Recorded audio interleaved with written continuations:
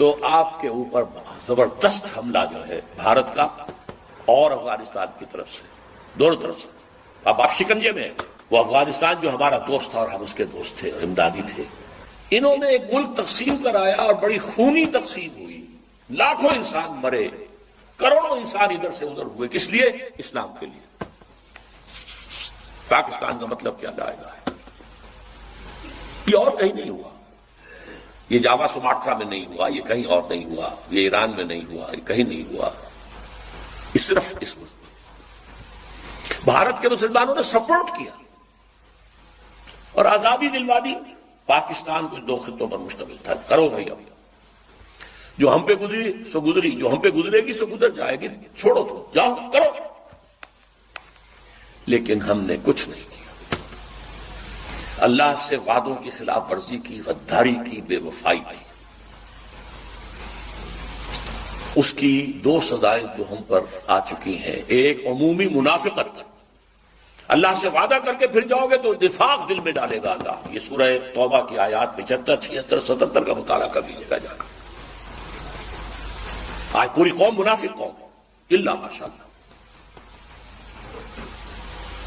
ہمارا دستور منافقت کا پرندہ ہے۔ منافق کون ہوتا تھا؟ بظاہر قانونی طور پہ مسلمان، حقیقت میں کافر۔ ہمارے دستور میں قرارداد مقاصد ہے، فلاں دفعہ ہے، فلاں دفعہ ہے، لیکن حقیقت میں ہم کافر ہیں۔ ومن لم يحكم بما انزل الله فاولئك هم الكافرون۔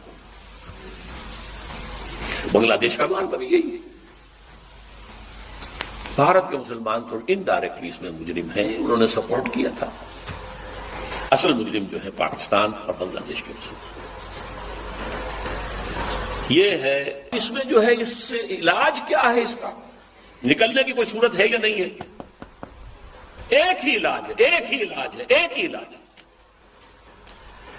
دنیا کے کسی ایک سائزیبل ملک کے اندر اگر اسلام کا نظام پورا قائم کر کے دنیا کو دکھا دیا جائے اور چیلنج کیا جائے، come and see with your own eyes this is Islam, تب وہ شہادت علی الناس کی ذمہ داری بطور فرض کفایہ ادا ہو جائے گی۔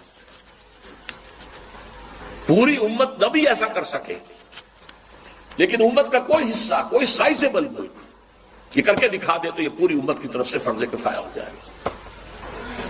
جیسے جنازے کی نماز کچھ لوگ بھی پڑھ لیں تو فرض کفایہ ادا ہو گیا، باقی سب لوگ جو بستی کے ہیں وہ اس سے مستثنیٰ ہو گئے۔ کوئی بھی نہ پڑھے تو سب مجرم، سب گنہگار۔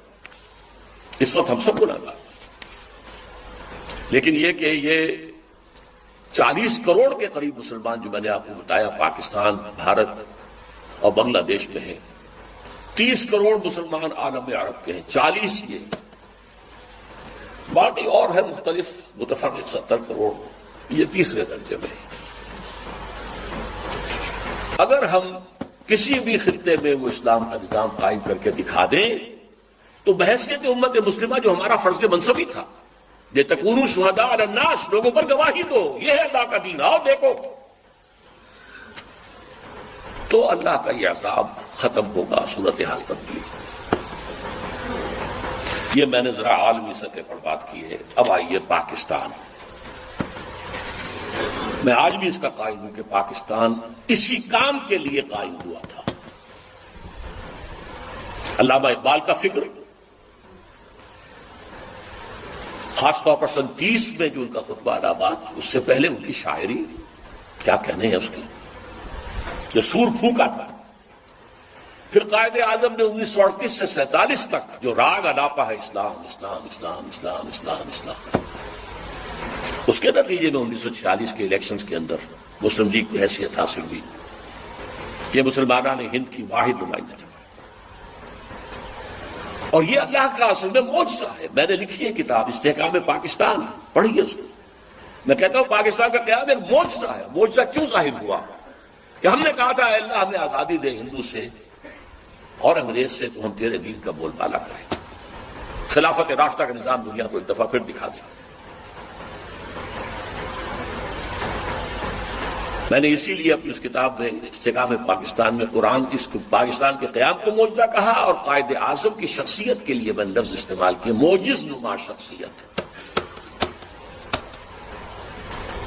لیکن افسوس صد افسوس کہ ہماری پہلی نسل جو ہے وہ اس میں بالکل ناکام ہو گئی۔ وعدہ خلافی کی. ہم نے بھی واشنگٹن کی طرف اپنا قبلہ سیدھا کر دیا، مغربی تہذیب و کلچر کے لیے دروازے کھول دیے، امریکہ کی عالمی پالیسیوں کا ایک اعلی کار بن گئے. یہ پورے پاکستان کی تاریخ ہے، یہ کوئی آج کی بات نہیں ہے، یہ صرف مشرف کی بات نہیں ہے، پورے پاکستان کی تاریخ ہے. بہرحال یہ جو سزا کا معاملہ تھا، یہ منافقت کی شکل میں تو سزا ہمیں مل گئی، اور ایک بہت بڑا وار 1971 میں پاکستان تو لاکھوں افراد مارے گئے. 94,000 ہمارا قیدی اس ہندو کے قید میں گیا کہ جس پر ہم نے کئی 1000 برس کئی 800 برس حکومت کی تھی. پاکستان مشرقی پاکستان نہیں رہا بنگلہ دیش میں. لیکن آج سے کچھ 20 سال پہلے جب پاکستان کی عمر 40 برس ہوا چاہتی تھی قمری حساب سے، میرے دل میں امید کا ایک چراغ روشن ہوا. پاکستان کے مستقبل کے بارے میں رجائیت، امید، اور وہ خاص اس حوالے سے تھا کہ ایک فرد کی بھی اصل میچورٹی کی عمر قرآن مجید کے روح سے 40 برس ہے. اسی طرح بنی اسرائیل کی تاریخ میں 40 برس کا عدد بہت اہم ہے کہ جو نسل نکلی تھی مصر سے، جو غلامی کا داغ اٹھائے ہوئے تھی، اس نے تو حضرت موسیٰ کو کوڑا جواب دے دیا تھا کہ ہم جنگ نہیں کریں گے. فاذهب انت وربك فقاتلا إنا هاهنا قاعدون. اللہ نے سزا دی، اب یہ 40 برس تک یہی بھٹکتے پھریں گے صحرائے تیہ کے اندر. یتیہون فی الارض فإنها محرمة علیہم 40 سنة یتیہون فی الارض. لیکن 40 برس کے بعد ایک نئی نسل جو پیدا ہوئی، صحرا میں پلی بڑھی تھی، آزادی کی فضا میں سانس لے کر ابھری تھی، اس نے جنگ کی. یوشوا، حضرت یوشع علیہ السلام، یوشع بن نون، اور پھر ان کا دور شروع، کامیابی. تو شاید 40 برس تک پاکستان بھی صحرائے تیہ کے اندر بھٹکتا رہا ہے. شاید اللہ کرے.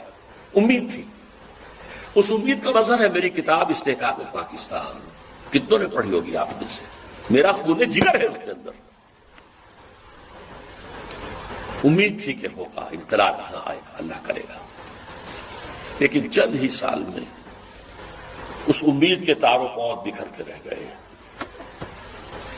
وائے ناکامی متائے کارواں جاتا رہا، کارواں کے دل سے احساس سیاں جاتا.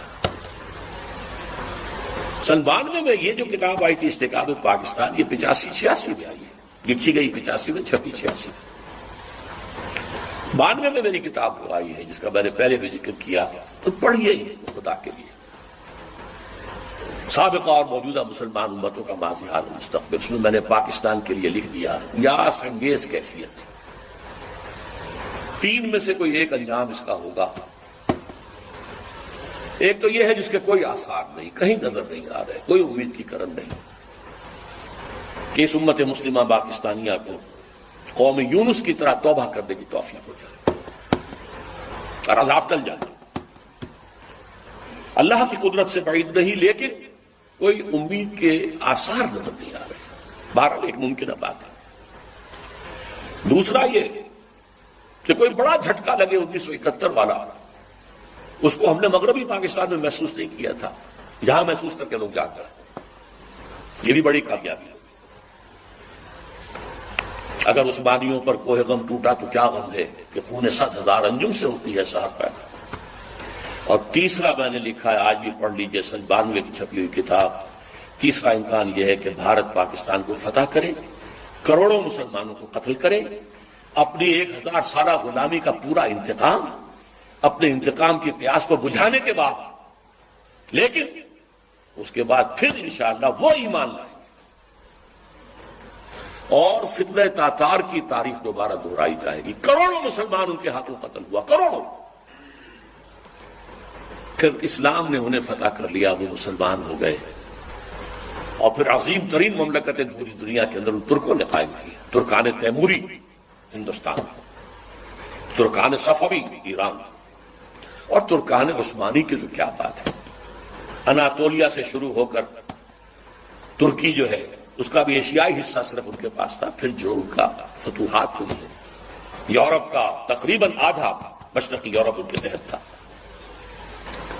ہے آیا فتنہ تاتار کے افسانے سے پاسباں مل گئے کعبے کو صنم خانے سے.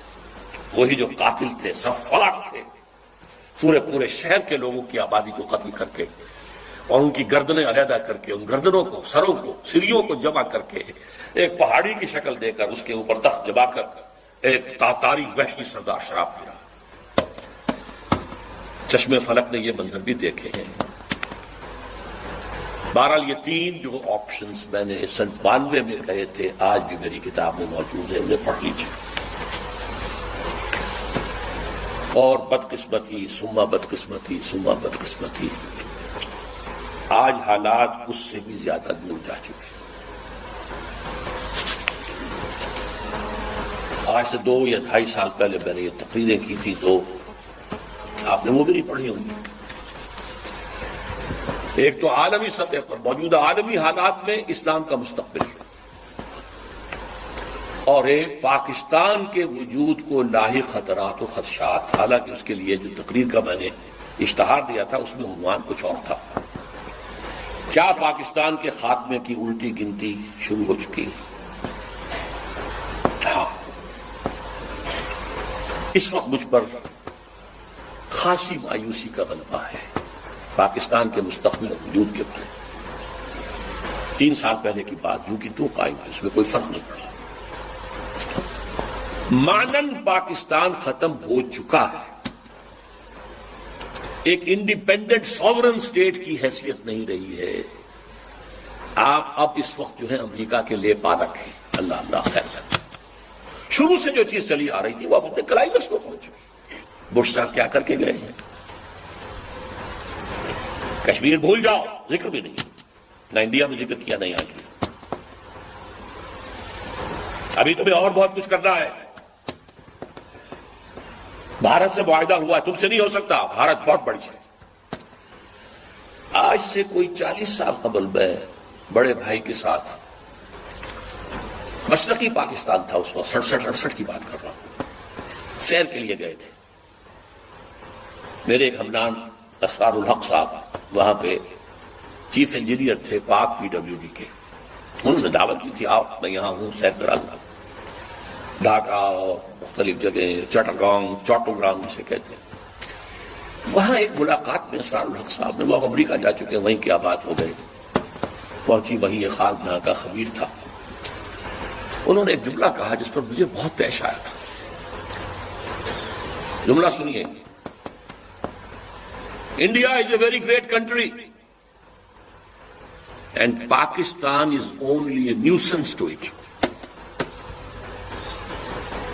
انگریزی دان لوگوں نے تو سمجھ لیا ہوگا. بھارت ایک بہت بڑا ملک ہے اور پاکستان اس کے لیے تھوڑی سی سرگرانی کا باعث ہے، بس. آج یہ جملہ 100% آپ کے نگاہوں کے ساتھ، اگر آنکھیں بند کیے رکھیں تو اور بات ہے، اگر حالات کے رخ کو نہ پہچاننا چاہیں تو لگے رہے اپنے دھندوں میں، کاروبار میں، اللہ خیر سلام. ورنہ صورتحال یہ پیش آ چکی ہے. الٹی گنتی شروع ہو چکی ہے. لیکن اس سب کے باوجود ابھی امید کا چراغ میرا گل نہیں ہوا، مدھم پڑ گیا ہے، ٹمٹما رہا ہے. لیکن میرا ایک جو امید کا سہارا ہے وہ 400 برس کی تاریخ ہے بھارت کی، ہندوستان کی، جس کے کوئی منطقی تقاضے نظر آتے ہیں. اور مستقبل کی پیشین گوئیاں ہیں محمد رسول اللہ صلی اللہ علیہ وسلم. تو یا ماضی میں روشنی نظر آتی ہے یا مستقبل، حال میں نہیں کچھ. We have been cut to size. اور جو تھوڑا سا شوشہ چھوڑا ہے مشرف صاحب نے کہ میرا جو چین کا دورہ تھا وہ اسی مقصد کے لیے تھا، وہ بیلنس کرنے کے لیے گئے تھے. اول تو چین آپ کو گھاس ڈالے گا نہیں، ابھی طویل عرصے تک اس کا ارادہ کنفرنٹیشن کا ہے ہی نہیں. وہ اپنی اکانومی کو ڈیولپ کرنے میں لگا ہوا ہے. ثانیاً اگر آپ کی کوئی پیش رفت ہو گئی تو آپ کے اوپر زبردست حملہ جو ہے بھارت کا اور افغانستان کی طرف سے، دونوں طرف سے، اب آپ شکنجے میں ہیں۔ وہ افغانستان جو ہمارا دوست تھا اور ہم اس کے دوست تھے اور امدادی تھے، کرزئی کے بیانات سنیے، یہ کون ہز ماسٹرز وائس ہے، وہ یہ اس کی بات نہیں ہے، یہ بش کی بات ہے۔ بش نے کچھ باتیں یہاں آ کے کرنی تھی، کچھ باتیں پہلے ہی پہنچا دی تھی تھرو کرزئی۔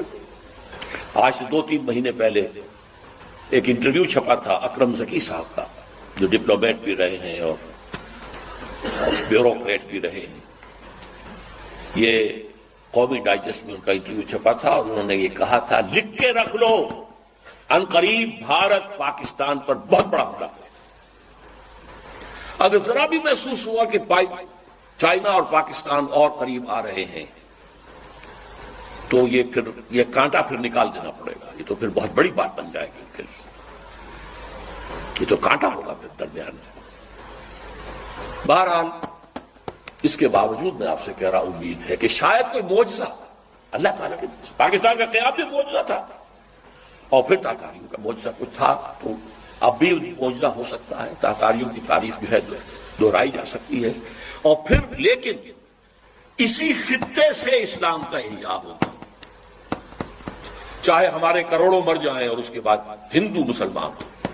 اور یہ پیشن گوئی شاہ ولی اللہ دہلوی کی ہے کہ ایک وقت آئے گا کہ ہندوستان کی اونچی ذات کے لوگوں کی اکثریت اسلام قبول کر لے گی۔ دیکھیے ہمارے ذہن میں خیال بھی آتا ہے تو نچلی ذات کا، شیڈولڈ کاسٹ کا، شودروں کا، نہیں، اونچی ذات کے ہندوؤں کی اکثریت جو ہے اسلام قبول کر لے گی۔ اب آئیے آخری کلائمیکس، یہ تو حالات ہیں، تاریخ کا رخ ہے، جا رہا ہے، پاکستان کدھر جا رہا ہے میں روک نہیں سکتا، آپ روک نہیں سکتے۔ ہماری جو بھی غلطیاں ہیں، کوتاہیاں ہیں، وعدہ خلافیاں ہیں، ان کی کیا سزا ہمیں ملتی ہے، ہم اس کے مستحق ہیں، ہم کو شکوہ نہیں کر سکتے۔ دیکھیے بر عظیم پاک و ہند میں پہلے اسلام آیا تھا سن 92-93 ہجری میں، 712-713 عیسوی، محمد بن قاسم کے زیر قیادت۔ یہ خالص عربی اسلام تھا، ابھی نہ فقہ تھی، نہ حنفی، نہ مالکی، نہ شافعی، کچھ نہیں تھا، نہ معتزلی تھے، نہ کچھ اور تھے، یہ سب ایک ہی عرب اسلام تھا، اس میں عجم کا کوئی دخل ہی نہیں، لیکن یہ بہت شارٹ لیوڈ رہا۔ پھر جو اسلام یہاں آیا ہے شمال مغربی دروں سے، درہ خیبر سے اور درہ گومل سے اور درہ ٹوچی سے، یہ جو اسلام آیا ہے 300 برس بعد آیا ہے۔ پھر اس اسلام میں 2 چیزیں پیوست تھیں، حنفیت کٹر، حنفیت ہی اسلام ہے گویا، باقی گویا اسلام ہے ہی نہیں، اور تصوف جس کے اندر کے وحدت الوجودی، بلکہ یہاں تک کہ عوامی سطح پر ہمہ اس کی تصورات۔ پاک ہندوستان کی تقدیر بنا ہے وہ اسلام، عربی زبان صرف علماء یا پھر فقہ جو ہے، قاضی بھی ہوتے تھے، چاہے مسلمانوں کی حکومتی نظام اسلامی نہیں تھا سیاسی، قانون تو اسلامی نافذ تھا، شریعت تو نافذ تھی، تو قاضی چاہیے تھے، میجسٹریٹس، مفتی چاہیے تھے، لیگل ایکسپرٹس، خطیب چاہیے تھے، یہ سب فقہ پڑھتے تھے۔ اور قرآن سے جو دوری رہی اور حدیث سے جو دوری رہی، یہ کہیں جا کر وہ 11ویں 12ویں صدی میں جا کر قرآن اور حدیث کی طرف رجوع ہوا ہے ہندوستان میں۔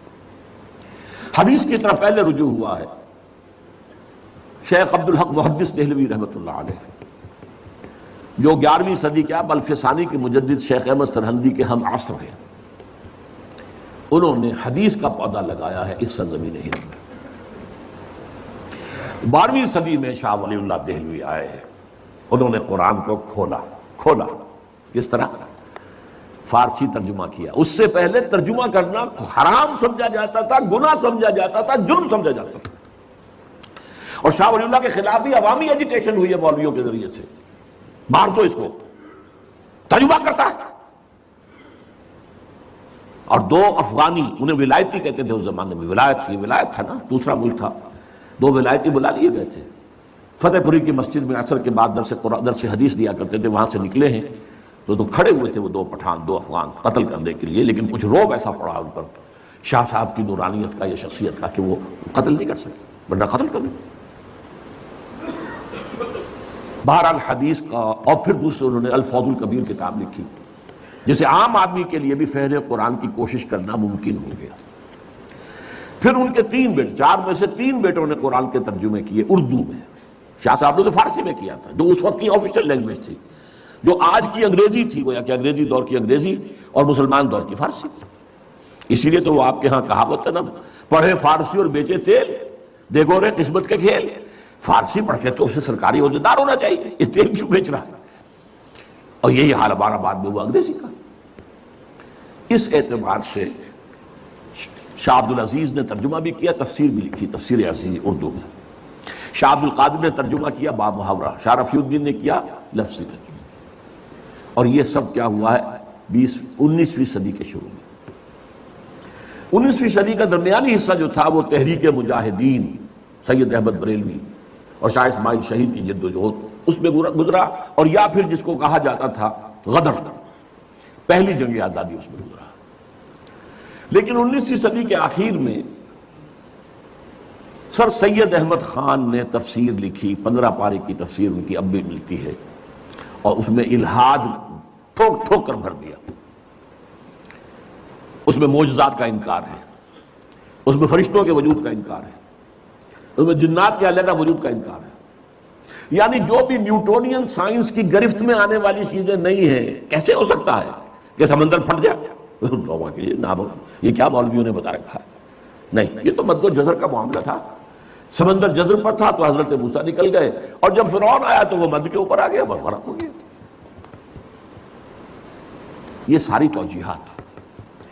فرشتے کوئی نہیں، فرشتے فورسز آف دی نیچر کا نام.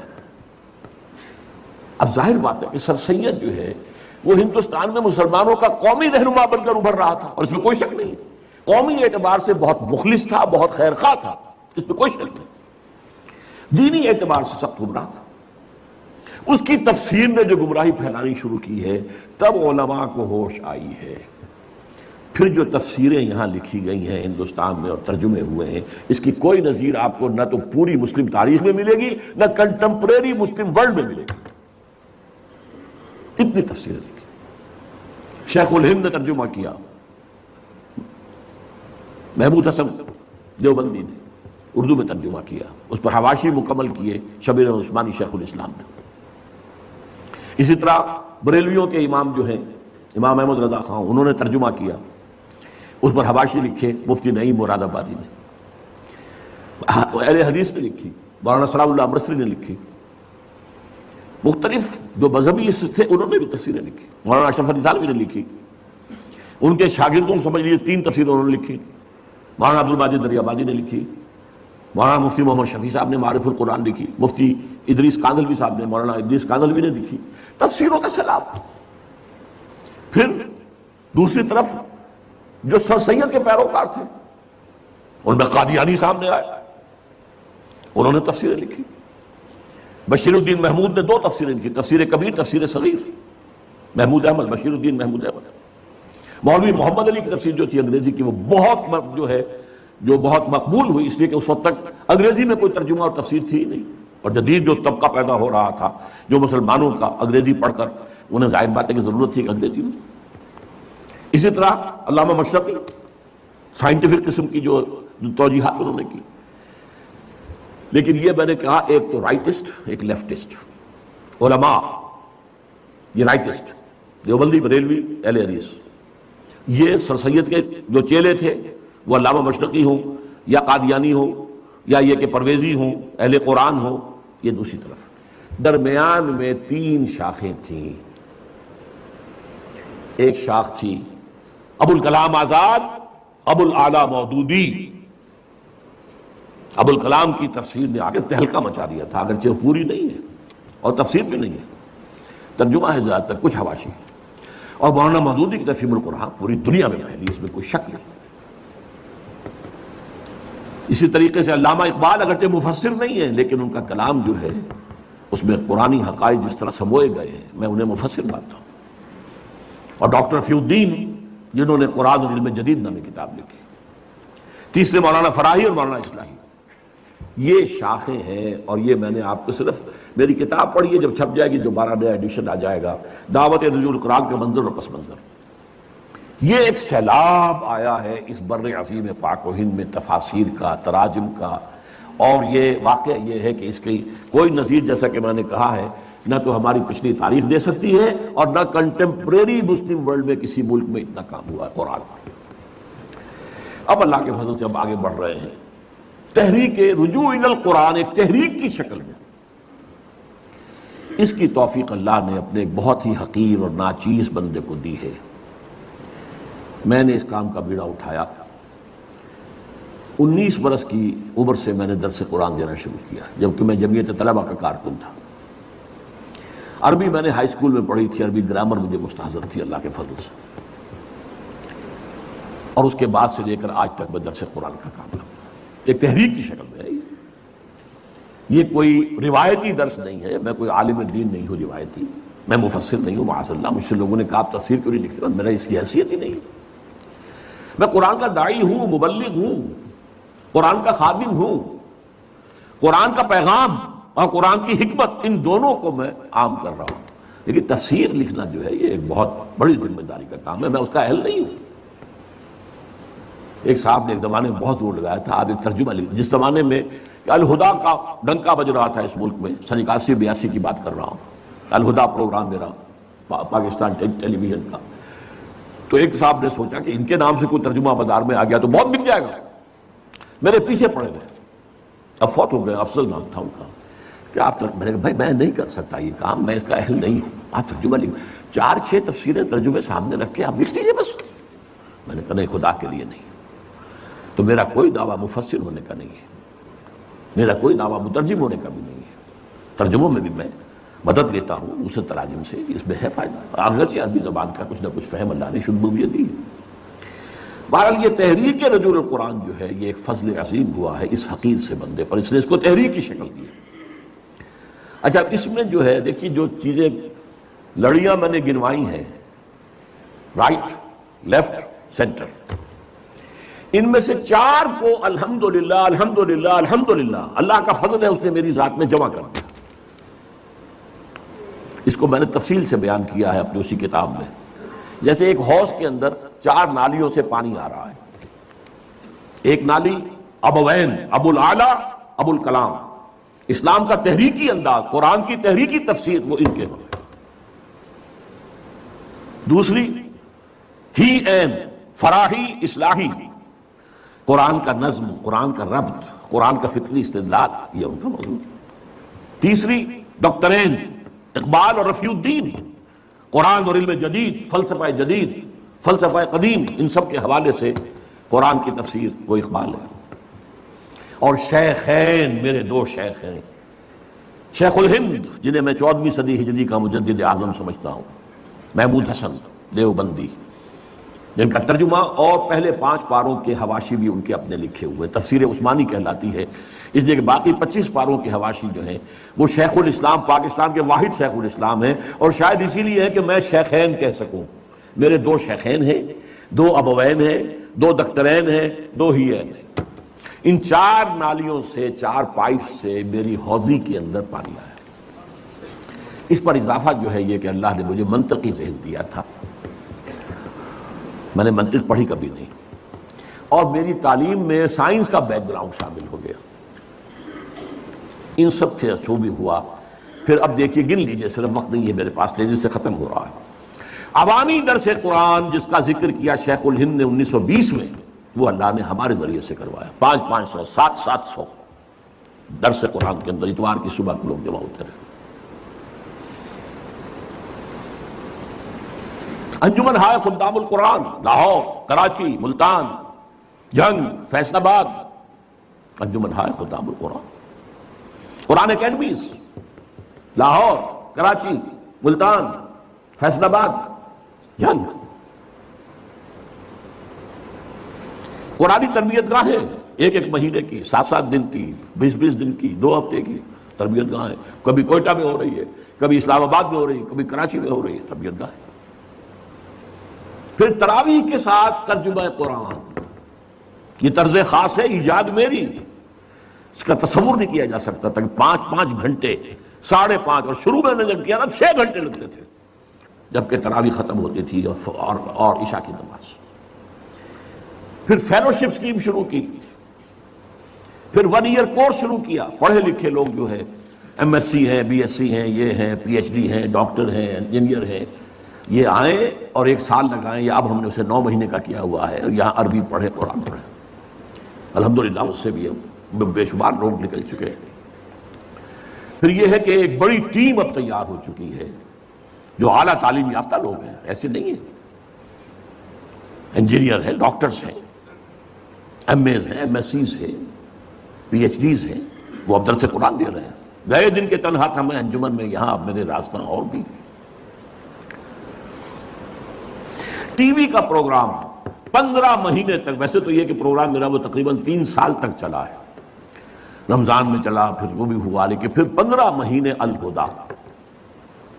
اور اب جو کچھ ہو رہا ہے، اب پوری دنیا میں ڈنکا بج رہا ہے. 1998 کا میرا بیان القرآن جو ہے تراویح کے ساتھ کیا ہوا، اور وہ ARY کے ذریعے سے، اسلام چینل کے ذریعے سے، اور نہ معلوم کتنے اور چینل ہیں، لندن بیس چینل ہیں، اس پر چل رہے ہیں. پوری دنیا سے اس کے اندر ڈنکا بج رہا ہے. اب یہاں نوٹ کیجئے وہ آیات جو میں نے شروع میں پڑھی تھی. کیا یہ سب کچھ بیکار جائے گا؟ کیا اس کا کوئی نتیجہ نکلے گا؟ نہیں. اتنی بڑی قرآنی تحریک کا، پھر میں کہوں گا پوری اسلامی تاریخ کے اندر کوئی مثال نہیں ہے. یہ میں اپنے کسی ذوق اور تکبر کی وجہ سے نہیں کہہ رہا ہوں، حقائق ہیں جو بیان کر رہا ہوں. اما بنعمت ربک فحدث، عوامی سطح پر یہ تحریک. یہ تو علماء جو ہے اپنے مدرسوں میں وہ بھی تھوڑا بہت قرآن پڑھتے تھے، باقی سارا جو ہے زور ان کا جو ہے وہ فقہ پر یا کچھ حدیث پر، بس قرآن پر تو نہیں تھا. بہرحال میں نے آپ کو وہ آیات سنائی، طٰہٰ مَا أَنزَلْنَا إِلَيْكَ الْقُرْآنَ لِتَشْقَىٰ. آپ ناکام نہیں ہوں گے، قرآن آپ پر اس لیے نازل نہیں کیا گیا. وَبِالْحَقِّ أَنزَلْنَاهُ وَبِالْحَقِّ نَزَلَ وَمَا أَرْسَلْنَاكَ إِلَّا مُبَشِّرًا وَنَذِيرًا إِنَّهُ لَقَوْلٌ فَصْلٌ وَمَا هُوَ بِالْهَزْلِ إِنَّهُمْ يَكِيدُونَ كَيْدًا وَأَكِيدُ كَيْدًا. اور حدیث نبوی ان اللہ یرفع بہذا الکتاب اقواما ویضع بہ آخرین. اب اس جو بھی جد و جہد یہاں ہوئی ہے اللہ کے فضل و کرم سے، اس کا ایک تو خاکم بدہن منفی نتیجہ نکلنے کا اندیشہ ہے پاکستان کے حق میں. جتنے بڑے پیمانے پر یہ دعوت نزول القرآن اس ملک میں چلی ہے، اور پھر بھی یہاں عوام کے اندر کوئی اسلامی تحریک برپا نہیں ہو سکی. عوام کا رخ نہیں ہوا. علماء نے نہ ریکگنائز کیا، نہ توجہ دی، نہ تائید کی، نہ تحسین کی، مخالفت کی. میں یہاں سورہ سجدہ کی آیت سنا رہا ہوں آپ کو، وَمَنْ أَظْلَمُ مِمَّنْ ذُكِّرَ بِآيَاتِ رَبِّهِ ثُمَّ أَعْرَضَ عَنْهَا إِنَّا مِنَ الْمُجْرِمِينَ مُنْتَقِمُونَ. ان سے بڑھ کر ظالم اور کون ہوگا جنہیں اللہ کی آیات کے ذریعے سے تذکیر کرائی گئی ہو. میں نے وعظ نہیں کہے ہیں، میں نے آیات الہی کا درس دیا ہے. میں نے آیات الہی کے ذریعے سے فذکر بالقرآن من یخاف وعید. تو ان سے بڑھ کر ظالم کون ہوگا جنہیں اللہ کی آیات، ان کے رب کی آیات کے ذریعے سے تذکیر کرائی گئی ہو، پھر بھی ثم اعرض عنہا، پھر بھی ان سے اعراض کیا ہو. اور بڑے سخت الفاظ ہیں، انا من المجرمین منتقمون. ہم ایسے مجرموں سے تو انتقام لے کر رہیں گے. اللہ ہمیں اپنی پناہ میں رکھ لے، ہمیں معاف کر دے. اور دوسری بات، وَإِن يَكْفُرْ بِهَا هَؤُلَاءِ فَقَدْ وَكَّلْنَا بِهَا قَوْمًا لَيْسُوا بِهَا بِكَافِرِينَ. یہ بھی حضور کی دلجوئی کے لیے آیت نازل ہوئی تھی سورہ انعام میں. اے نبی، اگر آپ کی اس قوم نے اس قرآن کی ناقدری کی ہے، 10 برس میں آپ کو 100 آدمی ملے یہاں صرف ناقدری کی. ان یکفر بہا ہؤلاء، یہ آپ کی قوم. فقد وکلنا بہا قوما، ہم نے اس قرآن کے لیے ایک قوم کو تیار کر رکھا ہے، اس کے سپرد کی ہوئی ہے خدمت. لیسوا بہا بکافرین، وہ کافر نہیں ہوں گے، وہ اس کی ناقدری نہیں کریں گے. اور تاریخ نے ثابت کیا وہ سرزمین مدینے کی تھی. حضور کا قدم مبارک پہنچا بھی نہیں اور اسلام وہاں پہنچ گیا. 7 خزرجی حج کے موقع پر آئے ہیں اور ایمان لائے، اور پھر اگلے سال وہ غالباً 15 تھے. اور پھر کہا ہمیں کوئی آپ اپنے شاگرد دیجئے. حضور کا قدم نہیں پہنچا وہاں. کہاں یہ کہ 10 برس ہو گئے مکے میں بنفس نفیس دعوت دے رہے ہیں محمد رسول اللہ صلی اللہ علیہ وسلم. کچھ آئیے کہ اب آپ نے اپنے 2 نوجوان شاگرد بھیجے. ایک تو ان میں سے اندھے بھی تھے بیچارے، نابینا، عبداللہ ابن ام مکتوم. اور دوسرے مصعب بن عمیر رضی اللہ تعالی عنہما. اور وہاں ایک سال میں 75 آدمی حج کے اوپر آ گئے. جو 75 حج پر آئے ہیں تو 75 پیچھے بھی ہو گئے. یہ ایک سال کی کمائی ہے. ان یکفر بها هؤلاء فقد وکلنا بها قوما لیسوا بها بکافرین. میں نہیں کہہ سکتا کہ اللہ تعالیٰ کس ملک کو یہ خوش نصیبی عطا کرے گا جہاں یہ قرآن کا جو نزول ہو رہا ہے ٹیلی ویژن کے ذریعے سے لوگوں کے ذہنوں میں، لوگوں کے دلوں پر، وہ نتیجہ خیز ہو. جیسے آپ کو معلوم ہے کہ بڑ کا درخت جو ہے اس کی داڑھی نکلا کرتی ہے، اس کی شاخیں ہیں، شاخوں سے نیچے داڑھی کی شکل میں کوئی چیز اترنی شروع ہوئی، وہ زمین تک پہنچ گئی، زمین میں پنجے گاڑ لیے، پھر وہ تنا بن گئی. جس کو ایڈوینٹیشس روٹس کہتے ہیں باٹنی میں. ایک تو اصل تنا تھا، اس کی شاخوں کے ساتھ جو ہے یہ نیچے اتر کر داڑھی کی شکل میں اور زمین پہ پنجے گاڑ کر وہ پھر تنے بن گئے. اسی لیے یہ بہت ایکڑوں کے اندر برگد کا درخت جو ہے وہ پھیل جاتا ہے.